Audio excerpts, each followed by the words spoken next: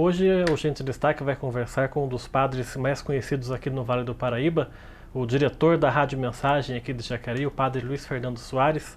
Muito obrigado pela sua presença e nos conceder essa entrevista. Eu que agradeço, Rodrigo. Vamos começar falando um pouquinho sobre a sua história de vida, né? A sua infância. Eu sei que o senhor é nascido aqui em Jacareí e a sua infância toda é passada aqui na cidade? Eu nasci no dia 31 de maio de 1962. Eu nasci ali na rua Olimpo Cartão, né? Hoje é um estacionamento, onde eu nasci hoje é um estacionamento próximo ao João Feliciano. E a minha família mudou para a rua Capitão José Neves Bicudo, fica acima da Praça do Expedicionário. E ali eu passei toda a minha infância, né? Toda a minha infância foi cresci ali e só saí dali para entrar mesmo no seminário, né? Brincava por ali, muito próximo ao centro também, sempre estava no centro, participando das igrejas, né? Aqui do centro, participando também das atividades que tinha aqui em Jacareí, né? Tudo que acontecia aqui, jogos regionais, essas coisas eu não perdia nada, né? Eu curti bastante a vida da cidade, assim, né? Na sua parte cultural e as atividades que tinha, né? E como é que era, o que o senhor lembra da Jacareí da sua infância? Você está tratando de bairros, de ruas, como é que era a Jacareí dos anos 70? Dos anos 70. Uma coisa, era muito tranquila, né? A gente quase não via falar de roubo.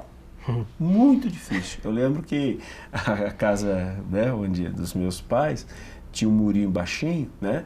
E a gente recebia o padeiro em casa. Ele passava de manhã uma bicicleta, uma cesta, eu me lembro até do padeiro que entregava pão lá, que era seu Manolo, né? Um espanhol, e ele entregava o pão e colocava na varanda, né? A gente acordava de manhã, estava lá o pão e o leite ali, e ninguém pegava, né? Eu quase não ouvia falar de roubo, era coisa muito incomum. Crime, então, mais incomum ainda. Então, o que eu lembro era um tempo assim muito gostoso, né? Eu não sou saudosista, não, porque cada tempo é o seu tempo. Mas eu me lembro com saudades, né? Digamos assim, desse tempo, que a vizinhança se conhecia mais. Eu tinha uma tia já falecida, ela costumava fazer festa junina na rua dela, a Rosalina Siqueira, minha tia Nair, né? E ela fechava a rua toda, e a vizinhança toda participava, a gente sabia, tinha festa em outros lugares, as pessoas se interagiam muito. Hoje você quase não vê. Eu moro, né? Hoje eu moro em São José dos Campos, eu moro em prédio, tem vizinhos que eu não vejo, eu nem sei se mora lá ou não, as pessoas não têm medo umas das outras, não conversam mais, né? Então o que eu lembro dos anos 70 era isso, era uma cidade pequena, né? Eu lembro quando fez o primeiro prédio de Jacareí, que foi, se não me engano, eu lembro, mas se não me engano foi aquele que tem ali na Praça do Rosário, isso, acho que Juca de Azevedo, se não me engano, né? Quando foi o primeiro prédio. A gente andava de charrete, a minha avó me chamava charrete para ir em determinado lugar, e eu lembro, quando começou aquele prédio, um pouco da mudança de Jacareí, o crescimento de Jacareí, mas era uma cidade pequena, né? Relativamente pequena da minha infância, o que eu lembro. E a sua família também é uma família pequena, né? O senhor tem só um irmão, é isso? Tem só um irmão, meu irmão Daniel, só um irmão. Meus pais já são falecidos, meu pai morreu há muitos anos, né, de acidente, aí a minha mãe faz uns 3 anos que faleceu também, e a minha família resume, eu e meu irmão somente, o Daniel. E o seu pai trabalhava em quê? O que ele fazia?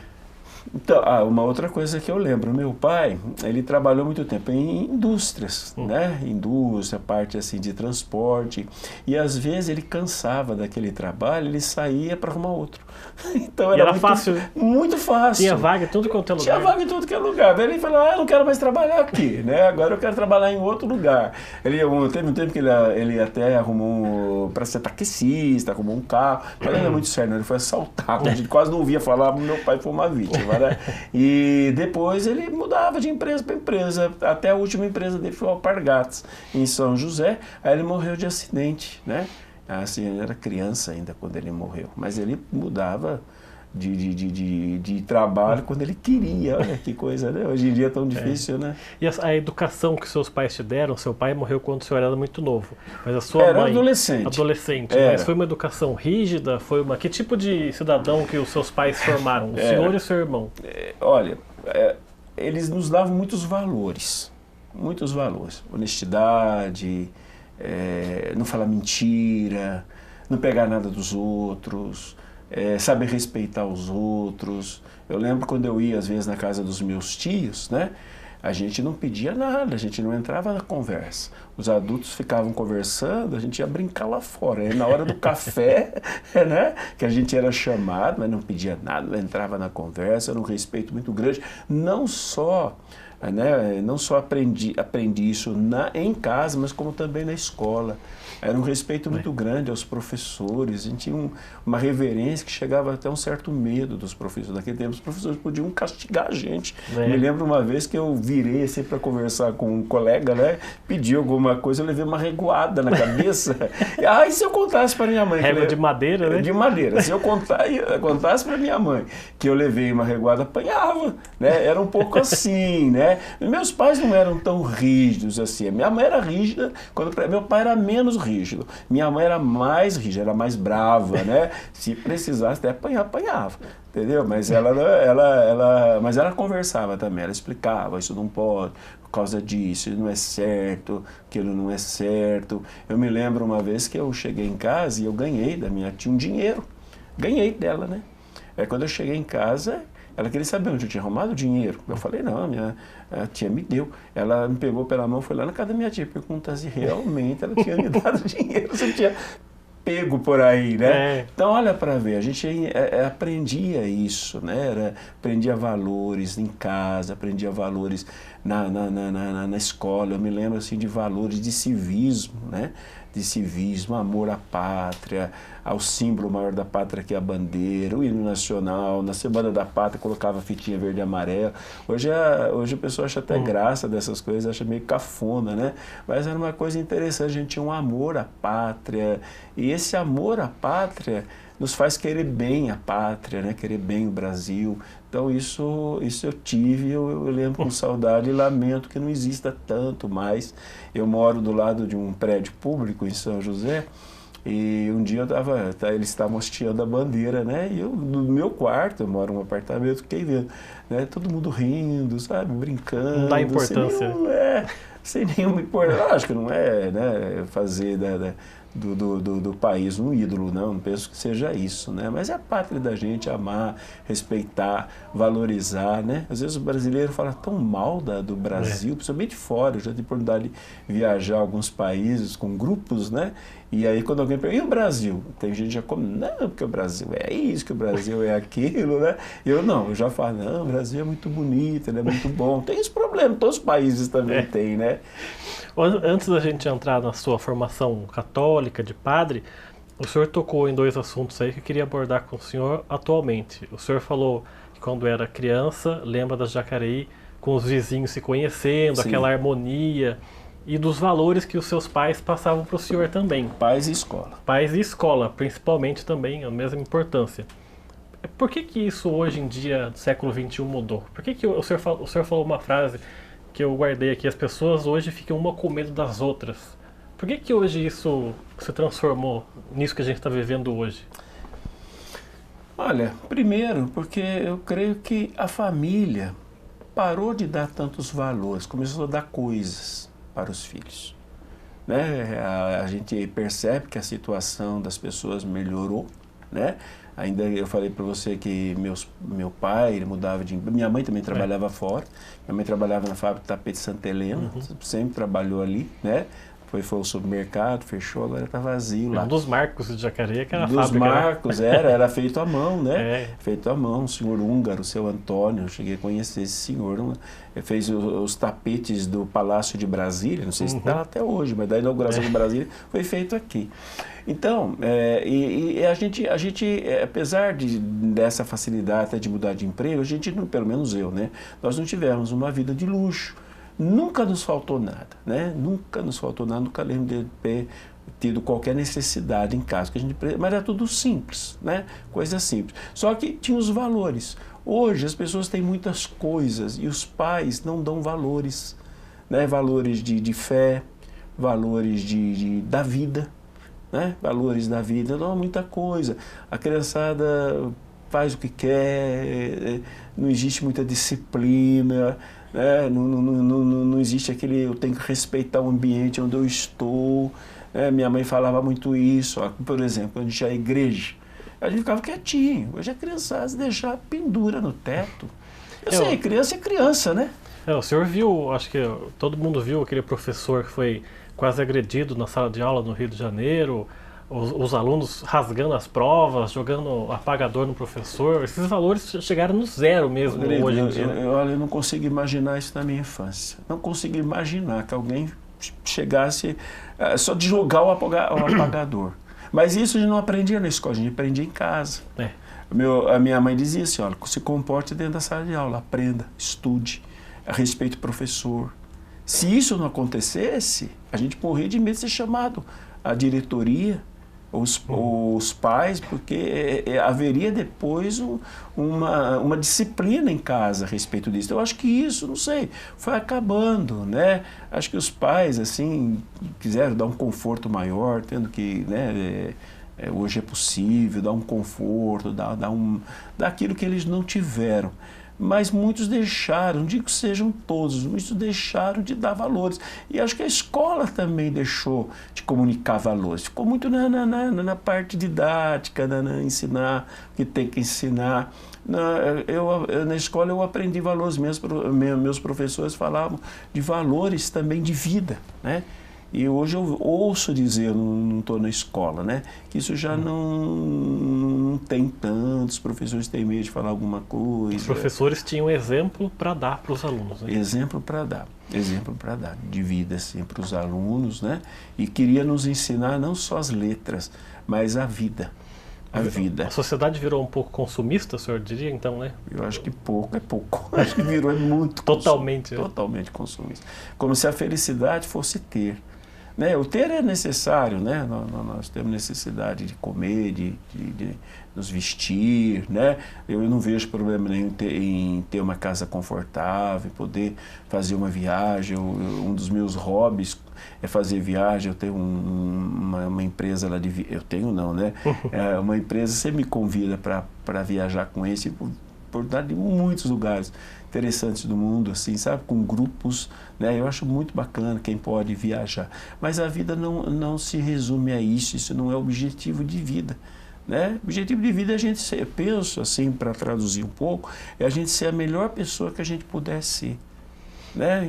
Na área psicológica, na área social, na área familiar, né? Enfim, ser a melhor pessoa que a gente puder ser.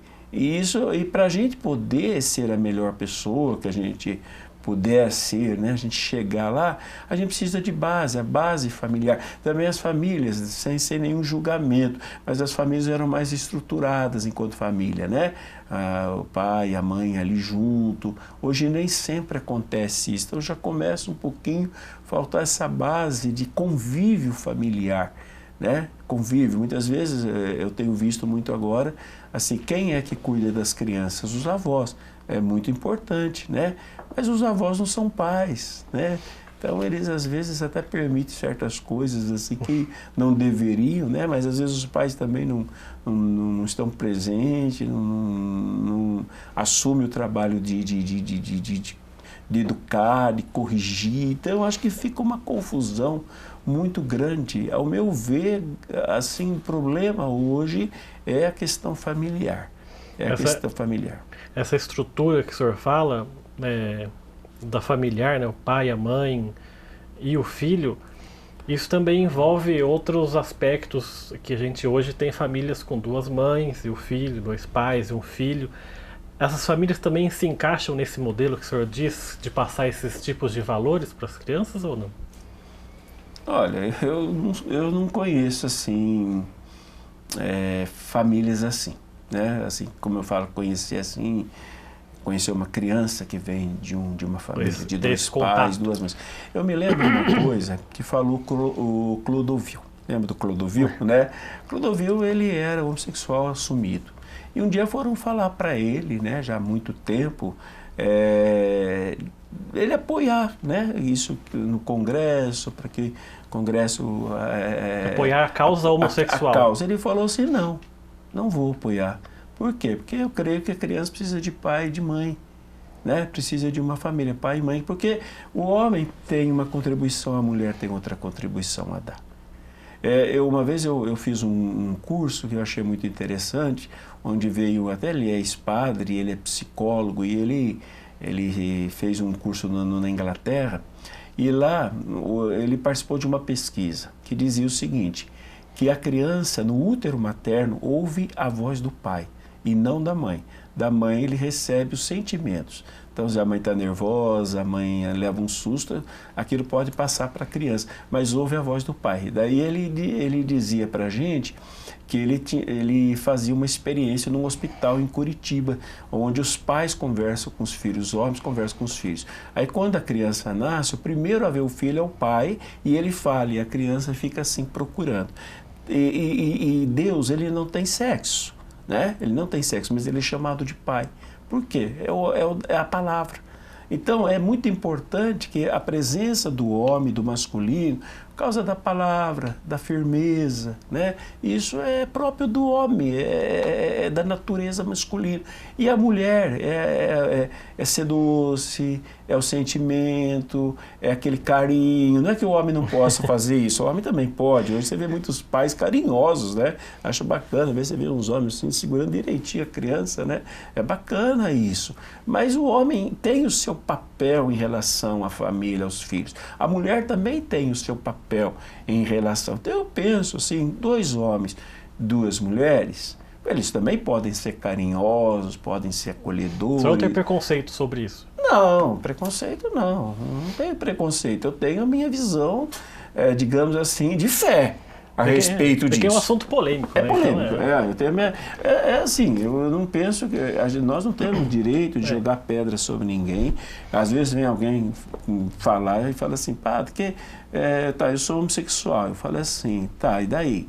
Né? Então, Deus me ama? Eu falei, ama. Deus ama a gente condicionalmente, não importa qual é a sua condição ou tendência sexual. Eu falei assim, agora, tem uma coisa, né? Você se ama a ponto de fazer boas escolhas na sua vida, não cair numa depravação, numa prostituição, numa promiscuidade, que também pode acontecer com um casal hétero também, né? Você se ama a esse ponto, porque uma coisa é o que você sente, outra coisa é o que você faz da vida.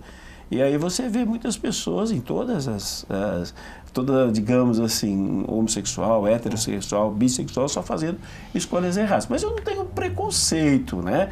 Mas eu vejo que a Sagrada Escritura, ela não coloca isso como uma coisa ideal, mas também não é o que falam, né?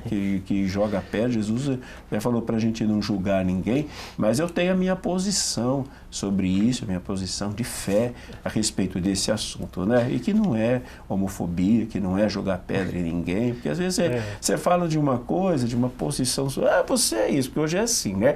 Aí você é homofóbico, você é nazista, você é fascista, você é de direita, você é de esquerda, você não pode mais dar opinião, porque as pessoas ficam te rotulando, você é isso, você é aquilo. Não sou isso, nem sou aquilo, né? Eu simplesmente tenho a minha opinião, eu tenho a minha formação religiosa, tenho a minha formação de fé, eu estou dentro de uma estrutura, né? Dentro de uma organização que é a Igreja Católica, tem a sua maneira de ver, tem os seus valores, tem a sua disciplina, que eu comungo dela, senão não estaria lá. Então eu posso, muitas vezes, a partir de tudo isso, falar o que eu penso, né? Não é o caso aqui, não é sobre isso que a gente está conversando, mas falar o que eu penso, sem ser rotulado, você é isso, você é aquilo. Não sou nada, né? Sou cristão e de Jesus ensina a gente a amar a todos, a acolher a todos, a não julgar ninguém, mas eu posso também não concordar com todo mundo e nem todos os estilos de vida, não é? Tá certo, então a gente vai fazer um rápido intervalo, o Gente em Destaque volta daqui a pouco, até já.